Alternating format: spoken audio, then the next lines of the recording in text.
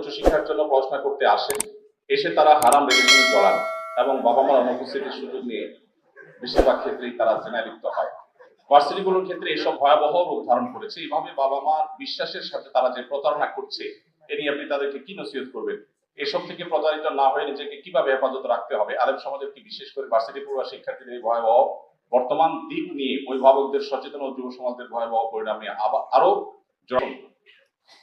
প্রশ্নকর্তা চমৎকার একটা পয়েন্ট তুলে এনেছেন। তিনি বলেছেন, বাবা মা পাঠিয়েছেন পড়ালেখা করবার জন্য, বাবা মার কাছ থেকে টাকা পয়সা নিচ্ছেন পড়ালেখার খরচ বহন করবার জন্য, অথচ আপনি সেটা নিয়ে চাইনিজে কোন চিপা গলিতে আপনি সেখানে ফুচকা খাচ্ছেন, চটপটি খাচ্ছেন আপনার হারাম সঙ্গীকে সাথে নিয়ে। তো বাবা মা যদি জানতেন তাহলে তো আপনাকে এটার জন্য টাকা দিতেন না, তাহলে এটা তো বাবা মার সাথে প্রতারণা হলো। এখন ব্যাপারটা হলো এরকম যে, বাংলা একটা কথা আছে, মাছা নাই তার বুধবার, যার মাছাই নেই তার বুধবার আর বৃহস্পতিবার কি?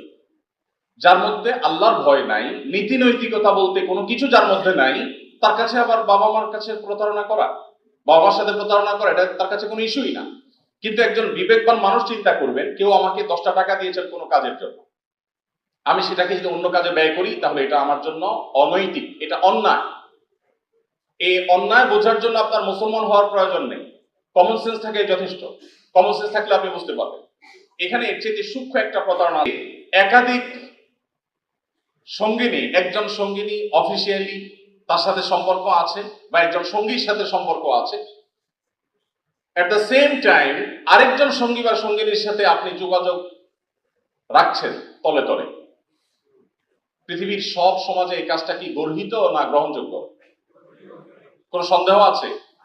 ইসলাম তো বটেই, মুসলমানরা ছাড়াও পৃথিবীর কোন সমাজে এটা অ্যাকসেপ্টেবল না যে তুমি একজনের সাথে সম্পর্কে আছো, এর মধ্যে তুমি মেসেঞ্জারে আরেকজনের সাথে চ্যাটিং করছো, এর মধ্যে তুমি আরেকজনের হাই দিচ্ছ, আলাপ জড়াই দিচ্ছ, তার সাথে তুমি হারাম সম্পর্কে জড়িয়েছো বা আরেকটা সম্পর্ক তুমি গড়ে তুলেছো। কেউ এটাকে ভালোভাবে দেখে না।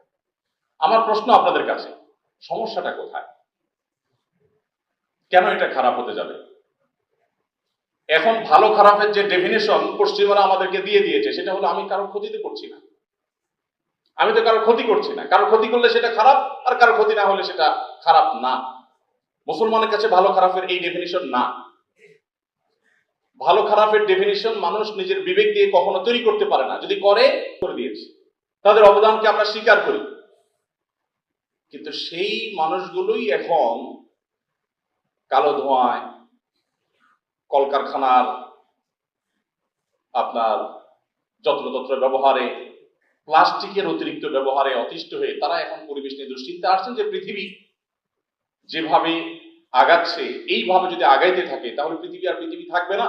এখন তারা নিজেরা বুঝতে পারছেন যেটাকে তারা অনেক ভালো মনে করে করেছেন সেটার অনেক ক্ষতিকর দিক এখন আস্তে আস্তে ফুটে উঠছে। তো আমি যে কথাটাই বলছিলাম, মানুষ ভালো মন্দ এটা নিজের বিবেক দিয়ে কখনই রোপণ করতে পারে না। নিজের বিবেক দিয়ে যেটা কাজকে ভালো মনে হবে 10 বছর পরে সেটা খারাপ মনে হবে, যেটা কাজকে খারাপ মনে হচ্ছে সেটা 2 বছর পরে হয়তো ভালো মনে হবে। এই জন্য একজন মুসলমান, তার কাছে ভালো এবং খারাপের সংজ্ঞা হলো আল্লাহ রাব্বুল আলামিন যেটাকে ভালো বলেছেন, কারণ তিনি মহান সৃষ্টিকর্তা, তিনি জানেন, তিনি ত্রিকালদর্শী, তিনি সব জানেন, যার কারণে তিনি যেটাকে ভালো বলেছেন আমার বুঝে আসলেও সেটা ভালো, না আসলেও ভালো। আর তিনি যেটা খারাপ বলেছেন সেটাই খারাপ। এখন আমি যে বিষয়টি পাচ্ছিলাম যে কেউ কারোর সাথে কোন রিলেশনে আছে, বিবাহ করে হোক আর বিবাহ বহির্ভূত হারাম সম্পর্ক হোক, এই রিলেশন যার সাথে যোগাযোগ করেছে সেকেন্ড আরেকজনের সাথে, তার সাথে তো দুজনের মিউচুয়াল আন্ডারস্ট্যান্ডিং এর মাধ্যমে হচ্ছে, তারা কেউ কাউকে জোর জবরদস্তি করছে না। তাহলে প্রশ্ন হলো এখানে খারাপটা কিভাবে হলো? কেউ কি বলতে পারেন কিভাবে খারাপ এটা? কেন সবাই খারাপ মনে করে? কারণ প্রথম জনের হক মারা হচ্ছে, সঠিক উত্তর, যে প্রথম জন তার সাথে প্রতারণা করা হচ্ছে।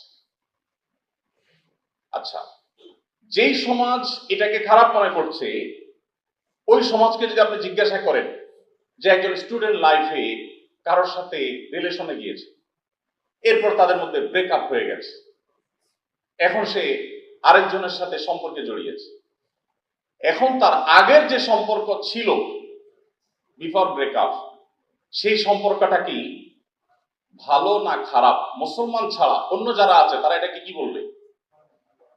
এটাকে কেন অন্যায় বলবে? আমি বোঝাতে পারিনি আপনাদের বোধহয়।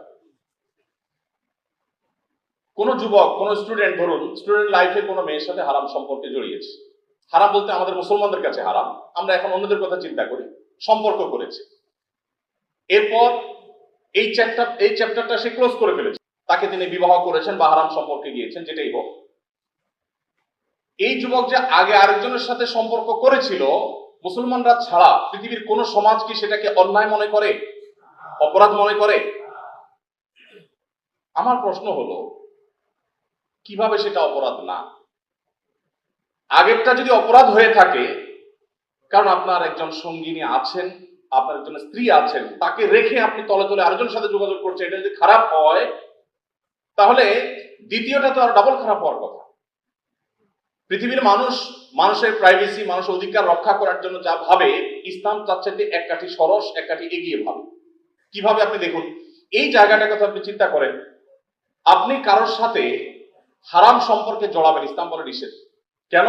কারণ তোমার জীবনে বৈধ যে সঙ্গিনী আসছেন বা সঙ্গী আসছেন, তার জন্য তোমার সমস্ত ভালোবাসাকে জমিয়ে রাখা উচিত। তুমি যদি এখন অবৈধ কোনো সঙ্গিনীর সাথে তোমার ভালোবাসাকে আদান প্রদান করো, তাহলে তোমার জীবনে অনাগত যে জীবন সঙ্গী বা সঙ্গিনী আছেন, যাকে আল্লাহ তাআলা তোমার জন্য বরাদ্দে রেখেছেন, তাকদীরে লিখে রেখেছেন, যিনি তোমার জীবনে আসবেন হয়তোবা, তার সাথে প্রতারণা হবে, তার অধিকার নষ্ট করা হবে। এটা আগে থেকে করে না। পৃথিবীর সকল সমাজ আপনাকে বলবে কোন নারীকে হ্যারেস করা অপরাধ, শারীরিকভাবে কোনো নারীকে যদি কেউ উত্ত্যক্ত করে, মানসিকভাবে উত্ত্যক্ত করে, এটাকে অপরাধ, সব সমাজ বলবে। ইসলাম তার চাইতে আরো এক কাঠি এগিয়ে ভাবে। কিভাবে? আপনি মনে মনে যদি কোনো নারীর সৌন্দর্য দেখে মনে মনে যদি তাকে নিয়ে খারাপ চিন্তা করেন, নোংরা চিন্তা করেন, মনের জগতে যদি আপনি রেপ করেন, ইসলাম বলে আপনি হারাম করছেন, আপনি অপরাধ করছেন, এর বিচার আল্লাহ তাআলা আপনাকে করবেন। পৃথিবীর কোন সমাজ এটাকে অপরাধ হিসাবে দেখে না। ঠিক একই ভাবে আমরা যদি যে যুবকের কথা বলছি, যে ভার্সিটিতে এসে তিনি অবৈধ রিলেশনে জড়িয়ে বাবা মার সাথে প্রতারণা করছেন, আমরা দেখতে পাচ্ছি তিনি শুধু বাবা মার সাথে প্রতারণা করছেন না, তিনি তার জীবনের ভবিষ্যৎ জীবন সঙ্গিনী যিনি আসবেন তার সাথেও প্রতারণা করছেন। এই জন্য ইসলাম আমাদের চরিত্রগুলোকে হেফাজতে রাখতে বলে। আমি জানি আমার এই কথাগুলো হয়তো আমাদের অনেকের লাইফ চেঞ্জের জন্য, আমাদের জীবনে এই অপবিত্র সম্পর্ক থেকে বেরিয়ে আসার জন্য যথেষ্ট হবে না, কিন্তু আমি আপনাদেরকে একটা কথা খুব জোর গলায় আল্লাহর উপর ভরসা রেখে বলতে পারি, অবৈধ সম্পর্কের মধ্য দিয়ে আপনারা যতটুকু সুখ পাচ্ছেন বা পাবেন, যদি আপনি এখান থেকে সরে এসে বৈধ সম্পর্কের জন্য অপেক্ষা করেন, অবৈধ সম্পর্ক, এটার মাধ্যমে যে সুখ হয়, এটা হলো মেড ইন চায়না টাইপ। এটা আসতে দেরি, যাইতে দেরি নেই। কিন্তু বৈবাহিক সম্পর্কের মধ্য দিয়ে যেটা হয়, সেটা মেড ইন জাপান টাইপ। এটা সহজে ভাঙে না, সহজে চিট ধরে না।